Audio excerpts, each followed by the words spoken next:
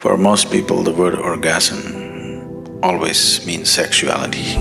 It gives you a certain sense of peak, but it doesn't take you to an absolute peak. But once one knows how to be orgasmic without the need of the physicality, then it's a perpetual orgasm.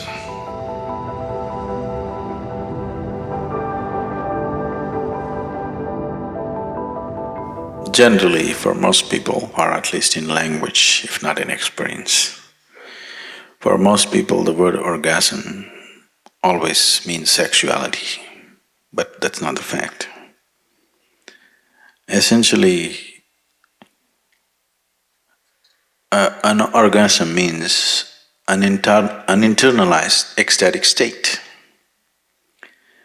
It is being used generally in language with relation to sexuality because unfortunately, for most people, they have known no other experience bigger than the physical intensity of sexuality, probably. Most people have not even known anything more than that. So they have started using the word orgasm for sexuality. The word orgasm means much more than that your whole organism has reached a certain peak. Sexuality doesn't do that. It gives you a certain sense of peak, but it doesn't take you to an absolute peak where every cell in your body will burst. So, it is…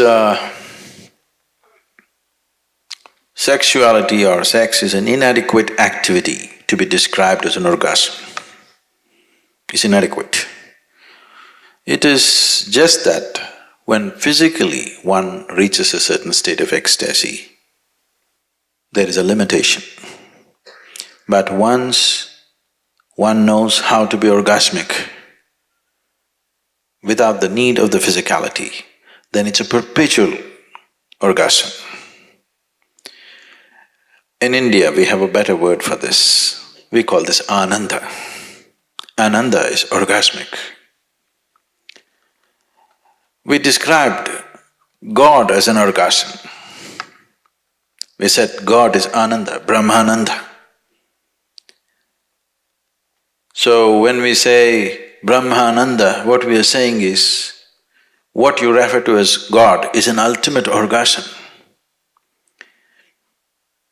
If you are sincere enough to look at life without the conditionings of the vested religious processes, essentially the only thing that a human being is looking for is ultimate state of pleasantness. He calls it kingdom of God, he calls it heaven, he calls it whatever. Essentially, he is looking for an ultimate orgasm.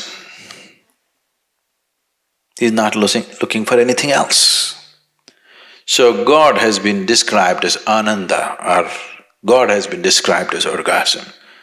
Orgasm is not a sufficient word. Ananda is saying that thing in a much bigger way than the word orgasm says it.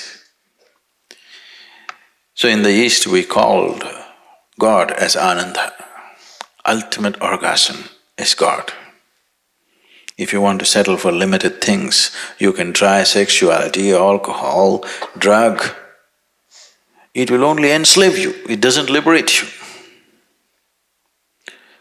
Because this is not Ananda, this is just pleasure. Pleasure is always entangling. People seek pleasure essentially because joy is missing, because bliss is missing. If you are blissful, you would definitely not seek pleasure, isn't it so? If you're right now really blissful, would you seek pleasure? Pleasure is just a shadow of blissfulness. It is never the real thing. It just gives you a shadow. But when you have not known the real thing, even a shadow will do. I'm not against it, but If you do not realize the limitation of pleasure, you will get entangled in it. The more and more you seek pleasure, the more and more you get entangled to the objects of pleasure. But the more and more blissful you become, the more and more you become free from everything. When you're truly blissful, nothing is needed. No food is needed, no sleep is needed, even life is not needed. Actually, when you're truly blissful, you're willing to die. Please see this. Only that one who is constantly willing to die every moment of his life, only that one will know life. Because if you do not know how to fall into the abyss of life, you will never know the peak of life.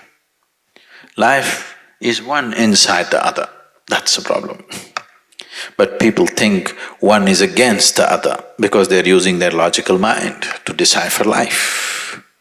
Life and death are one inside the other. Are they one after another? They are not one after another, they are one inside the other, please see. And only if you willing to fall into that abyss of death, you will know the peak of life. Generally, in English language, if you're in a hopeless condition, we say, it is said in English, you're falling into a bottomless pit. Please understand this. Look at the superficial nature of people's understanding. If a pit is bottomless, there's really no danger, isn't it?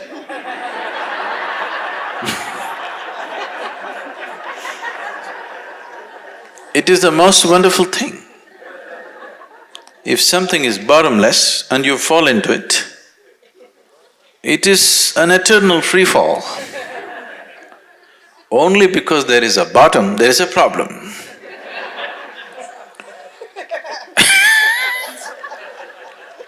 Once it happened, Shankaran Pillai fell off the second floor. And he was hurt. People gathered around him and asked, "Did the fall hurt you?" He said, "You idiots, it's not the fall, it's the stopping."